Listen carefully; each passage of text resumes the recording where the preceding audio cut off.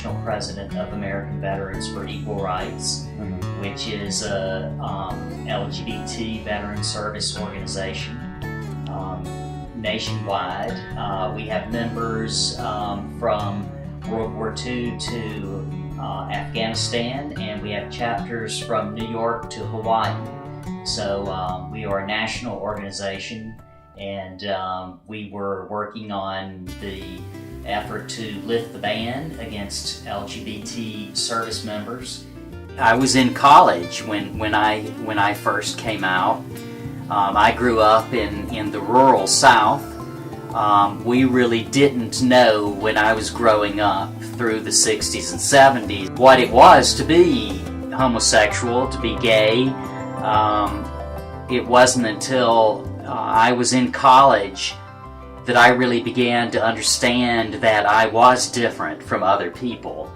And I didn't really know what it was. There were times when we would hear negative words about gay people, and but I didn't know that that's what I was.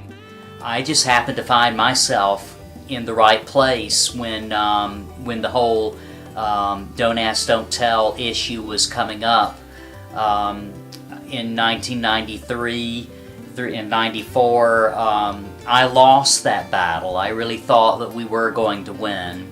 I have asked the Secretary of Defense to submit by July the 15th a draft executive order which would end the present policy exclusion from military service solely on the basis of sexual orientation, and at the same time establish rigorous standards regarding sexual conduct to be applied to all military personnel. So this is a picture of me with my partner Harry. We've been together for about 17 years, and Harry is also an activist. Harry and I met at Georgia Tech, where we were both employed at the time. I still work for Georgia Tech. Harry has moved on to another job. He came out only a few years before I had met him. He was involved with a social justice group, and that's when he first began to understand what the feelings were that he had. We met in 1995, the year before the Olympics were there, and we've been together ever since. I'm very proud of our relationship. Our families have come a very long way in accepting us as gay people, and we're very valued members of our families. He has a lot to do with the energy and the passion that I have for really creating a better world and a better country for all people, in helping our country live up to its promise of liberty and justice for all. Because really, we're a normal family like everyone else. We have parents, we have the same struggles, financially and otherwise, that other families have. I think, the country has changed a lot in regard to that. There are now kids in high school who understand what it is they're feeling and that they're different, and hopefully that it's okay. It's okay to be different. In fact, it may even be a blessing in some ways. And it's taken me a long time to reach a point in my own life where I can accept my homosexuality as a blessing. I can't imagine what my life would have been like had I not had the challenges of being a minority. To understand what it is to be a minority, and how people are treated differently, and how you rise to the occasion. So Major Alan Rogers was killed in Baghdad in January of 2008, and he is the first known gay casualty of any war in U.S. history.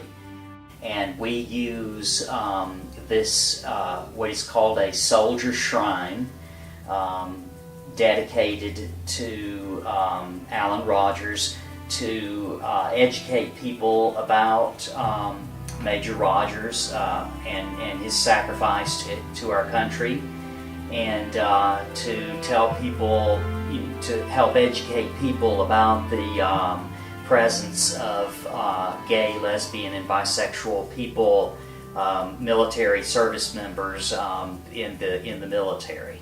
There is tradition in the Army of the riderless horse, which is a symbol of an officer who has fallen in battle. And we had a horse in the Veterans Day parade a few years ago for Alan Rogers to remind people of the sacrifices that gay, lesbian, bisexual, and transgender people have made to our country over the years, and also to remind them of the real cost of war and what we're talking about with the repeal of Don't Ask, Don't Tell.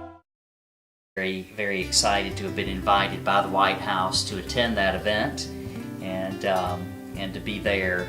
And it was especially exciting to be able to shake the President's hand that day and to thank him for his efforts on behalf of LGBT service members.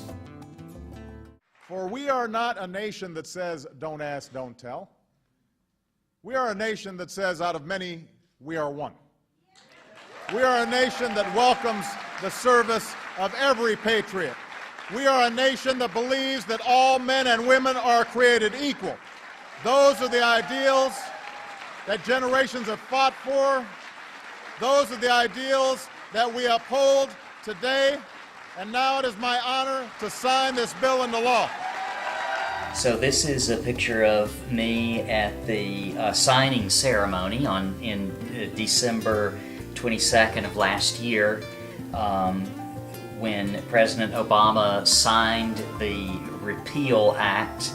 I was able to get the President's autograph on a picture that I had with me, and I also was able to get his pen. After he signed the picture, I asked him if I could have the pen as a memento, and so he gave me that pen, which I have in a special case over there. This is actually Colonel Margaret Kammermeyer in the background here, who was also there, and so that was a very special day for a lot of us who had been working for a very long time to see the end of this policy, and we were very grateful for the President. He kept his promise. He got the repeal done, and that was a really very exciting event for me to attend, and a very happy day for people in the military and veterans who've been working for the repeal of that policy for a very long time, and it was a great and exciting thing. I lost that battle, had to fight now for almost 20 years, but ultimately we took that defeat and changed it into a victory, and I really think that it's a victory for our country as well, because I do believe that it is our destiny to become the most diverse culture in the history of the world, where people who are different can live next door to each other, can work together, can worship together, can serve in the military together, and realize that our differences can make us stronger. We are stronger as a society as a result of that, and I really think that our country is blessed in that way, and I think that what we have just seen with the repeal of Don't Ask, Don't Tell is an example of how this country works, and how we will turn this challenge into a strength and become what our country was meant to be.